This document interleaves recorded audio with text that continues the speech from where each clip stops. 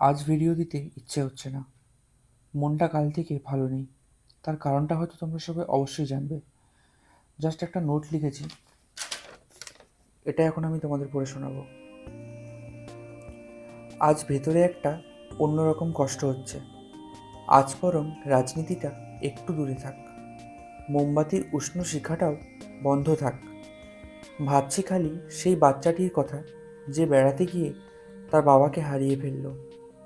ভাবছি সেই অপূর্ণ ইচ্ছেগুলো ফেলে যাওয়া মানুষটির কথা, যার জীবনের নতুন অধ্যায় সবেমাত্র শুরু হয়েছিল।